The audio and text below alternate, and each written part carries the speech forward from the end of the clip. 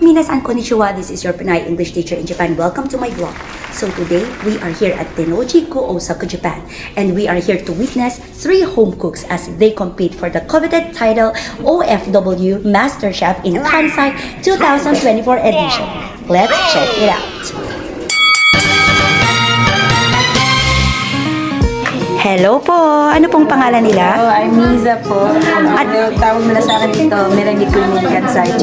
Wow! So, taga saan po kayo dito sa Kansai area? Sa Fujidera po, bagong lipat lang. Wow! So, gaano katagal na po kayo dito sa Japan? 2 years na po. 2 years! So, gaano katagal po ang biniyahe nyo papunta rito? Mabilis na siguro mga 50 minutes. Kasi Kayo ang pinakamalapit. I think so. That's really good. So, at this point, tinatanong ko kung ano ang kanyang iluluto. At ang kanyang iluluto ay tarararat. Kaldereta lang at saka lechon lang. Okay, so good luck po sa inyo. Babalikan ko kayo mamaya. Hello po. Yes po. Ano pong pangalan nyo? Ano po, pangalan talaga o yung... Or kahit alin po. Rostro Patilio. Okay, so shout out po sa kanyang mga followers. So, taga saan po kayo dito? Master Chef kayo representing what area? Ano ko sa Niagawa. Niagawa. So, gaano kalayo ang inyong binyahe papunta rito? Ano, mga 1 hour. Wow! At tingnan natin. Wow. Gusto niyo po bang mabigay ng hint kung ano ang inyong i-prepare? Bali ano siya, sarili recipe ko siya. Original. Wow. Nagawa ko siya noong 2004, pero paminsan-minsan ko na siya ginagawa. Wow. So, good luck po at babalikan ko po kayo mamaya. Sige pa, sige. Thank you, ma'am.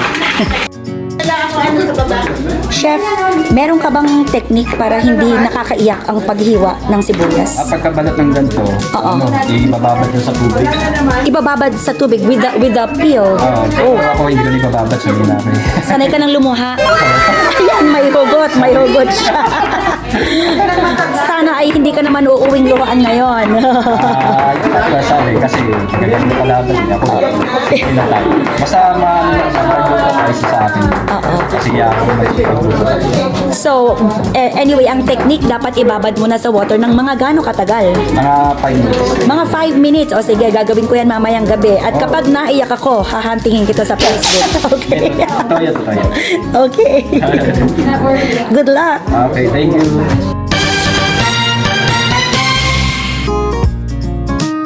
Hello po. Ano pong pangalan nila? Eduardo Purgatorio po, Hiraklata. Oh, ano po ang Facebook nyo? Pa-shout out. Shout out kay Idol TV. Wow, Idol TV. So, taga saan po kayo dito sa Kansai? Hiraklata po. Gaano kalayo po or gaano katagal ang binyahe nyo para makarating dito? 2 hours. Wow.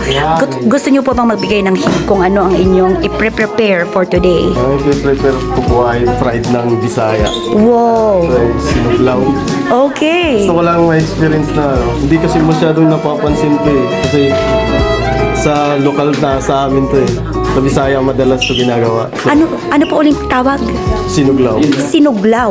Oh, first time ko nga rin pong marinig. Yun po. Ito lang i-expose. Okay, maraming salamat po sa Magugustuhan pag-share. ng mga Oh, for sure. Babalikan ko po kayo mamaya. Thank you and good luck.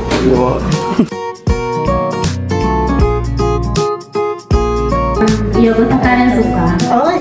And we are supporting po for Niza, our Merenggi in Kansai. And of course po sa lahat ng mga participants po. Enjoy lang po. Ano po, yogurt Karanzuka po. Ay, tayo po. Kawachi na gano po. Wow. Wow! Kaway-kaway naman dyan. I'm from Fujidera City and I'm rooting for my batchmate si Kuya Edgar. But good luck din sa mga lahat na competitors. Yes. Niagawa. Sino ka nagsusupport? Si Joey. Ilingin nyo para magkaroon pa kaya namin.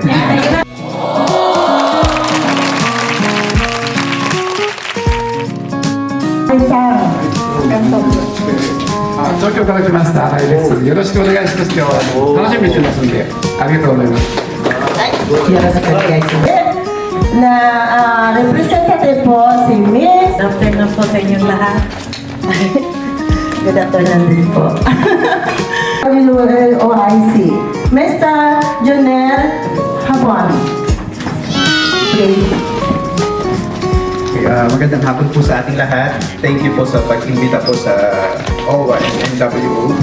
And sa ngayon po kasi wala po dito si Well of Filipina dito. So ako po ngayon in behalf of her, nandito po ako at patuloy po natin yung ating pag-support po sa ating mga activities as well as sana sa mga susunod ay yung Yes. Good afternoon, everyone. So, maraming salamat po sa pag-imbita niyo sa amin. On behalf of the PCCC, bigyan po natin ng sigla. Patuloy sa pagpapaligsahan ng ating mga chef sa pagluluto. Kanya-kanyang tricks sa pag-cut. Ganon din, pinapakita nila ang kanilang mga skills sa pag-design ng kanilang mga inihahandang pagkain. While the competitors are cooking, all the judges are roaming around, monitoring and observing how they do their stuff. This cooking competition will not be possible without OISA.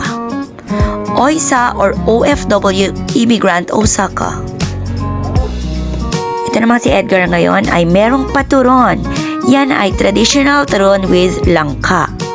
Tatak Pinoy, tatak resourceful.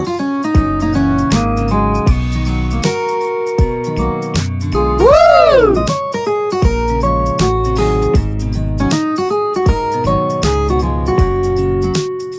Yummy!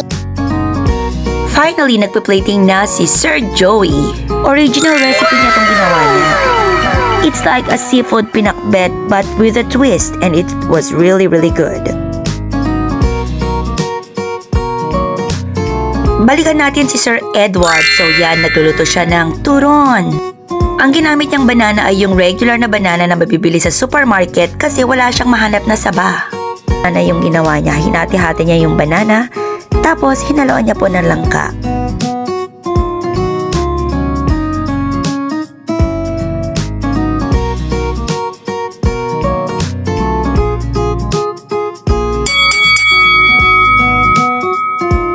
Mga kababayan, si Nisa at ang kanyang legendary beef caldereta at leche flan.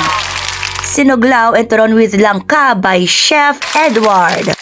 Woo! Tahong hipon gulay with gata. And the dessert is biko, prepared by Joey. This one is the beef caldereta and leche flan by Sis Nisa.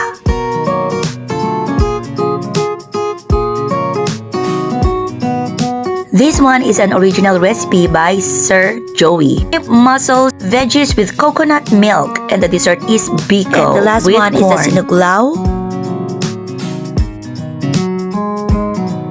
And with the dessert, turon with langka with a garnish of melon. Parating tayo sa exciting part, the tasting time.